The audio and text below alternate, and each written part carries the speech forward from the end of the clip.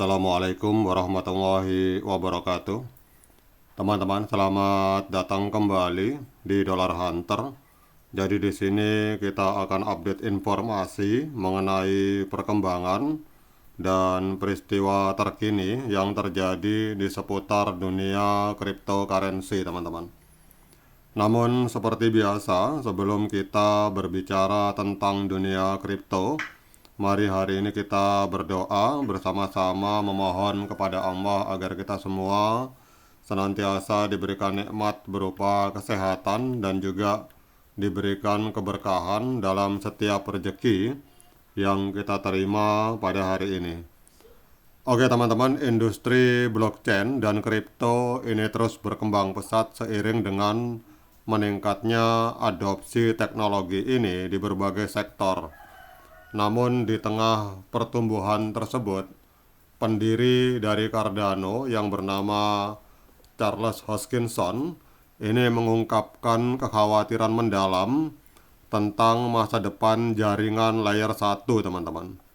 Jadi dalam pernyataannya yang kontroversial, Hoskinson menegaskan bahwa Ethereum, Solana, dan bahkan Bitcoin itu bukanlah ancaman nyata bagi Cardano atau proyek-proyek blockchain lainnya. Sebaliknya, dia memperingatkan bahwa perusahaan teknologi besar seperti Meta, Google, Apple, Microsoft, dan Amazon adalah kompetitor sebenarnya yang akan mendominasi ruang blockchain begitu kerangka regulasi menjadi lebih jelas, teman-teman. Jadi dengan sumber daya yang sangat besar, infrastruktur teknologi canggih, serta miliaran pengguna yang sudah ada dalam ekosistem mereka, perusahaan-perusahaan ini memiliki potensi untuk mengubah lanskap blockchain secara drastis, teman-teman.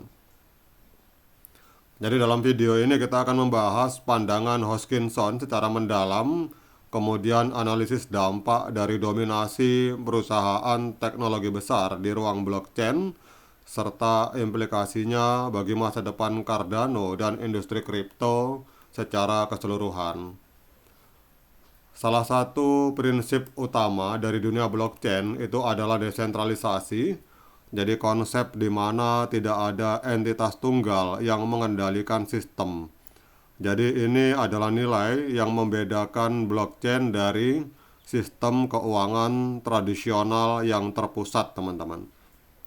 Namun Hoskinson menyatakan bahwa perusahaan teknologi besar itu dapat mengancam pondasi ini dengan memanfaatkan kekuatan mereka untuk membangun infrastruktur blockchain mereka sendiri.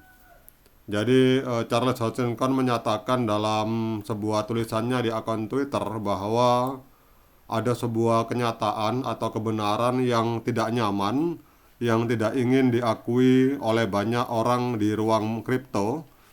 Jadi kompetitor kita atau pesaing kita bukanlah Ethereum, Solana, atau bahkan Bitcoin, tetapi kompetitor sebenarnya adalah Microsoft, Apple, Google, serta Amazon, teman-teman. Jadi ini adalah pernyataan dari Charles Hoskinson. Jadi pernyataan ini menyoroti perdebatan berkelanjutan tentang sentralisasi versus desentralisasi di industri blockchain.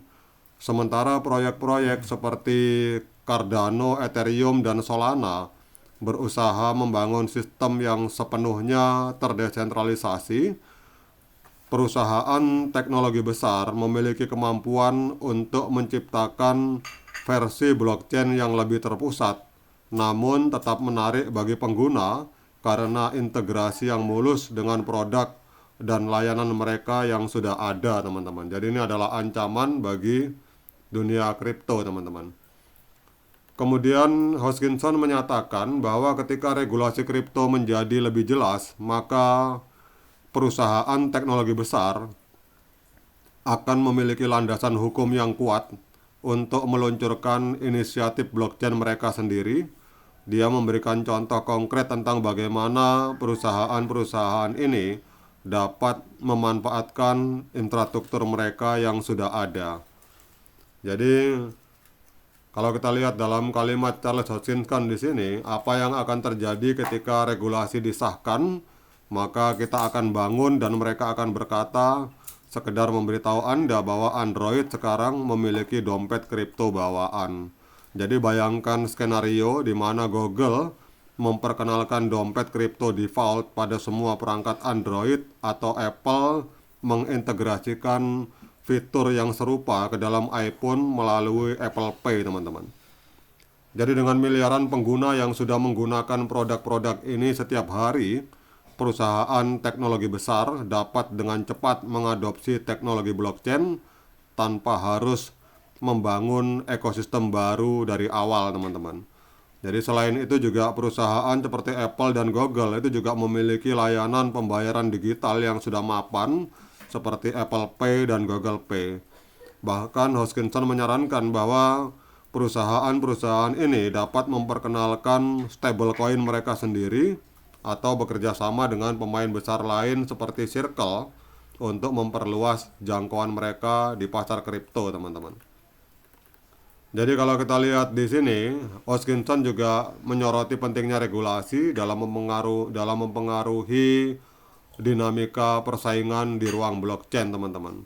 Jadi kalau misalkan raksasa-raksasa teknologi ini benar-benar menciptakan blockchain layer one-nya versi mereka sendiri, maka otomatis orang akan meninggalkan Bitcoin, kemudian Cardano, XRP dan lain-lain, teman-teman. Karena tadi yang menurut Charles Hoskinson bahwa perusahaan-perusahaan ini sudah memiliki miliaran pengguna, dan terutama adalah bahwa aplikasi-aplikasi mereka itu sudah umum kita gunakan secara sehari-hari, teman-teman, sehingga orang akan lebih cenderung meninggalkan Bitcoin dan lain-lain apabila perusahaan-perusahaan raksasa ini mereka mendirikan blockchain-nya sendiri. Ini adalah kekhawatiran dari Charles Hoskinson, teman-teman. Namun apapun itu, kita akan lihat untuk hari ini pergerakan Cardano, teman-teman. Jadi Cardano hari ini menempati peringkat ke-9 di CoinMarketCap. Hari ini mengalami kenaikan tipis sebesar 1,29%, diperdagangkan di angka 0,7914 US dollar. Kemudian kalau ada yang bertanya apakah hari ini layak bagi kita untuk melakukan pembelian Cardano, seperti biasa saya ingatkan pada teman-teman bahwa saya bukan penasihat keuangan. Jadi apapun yang saya lontarkan di video ini sifatnya subjektif, bisa salah, bisa benar, sehingga jangan diikuti, teman-teman. Jadi kalau teman-teman mau melakukan pembelian Cardano, silakan lakukan Dior dan investigasi secara mandiri, karena uang Anda adalah tanggung jawab Anda masing-masing. Jadi kalau ada yang bertanya kapan saat yang tepat untuk melakukan pembelian Cardano, maka menurut pendapat saya kita tunggu harga koreksi di angka 0,7667 US dollar, teman-teman, karena angka itu adalah area golden ratio dari Fibonacci retracement, atau teman-teman bisa juga menunggu di angka 0,6578. Oke, teman-teman, demikian update informasi kali ini. Tetap semangat menciptakan profit di dunia kripto. Sekian dari saya. Assalamualaikum warahmatullahi wabarakatuh.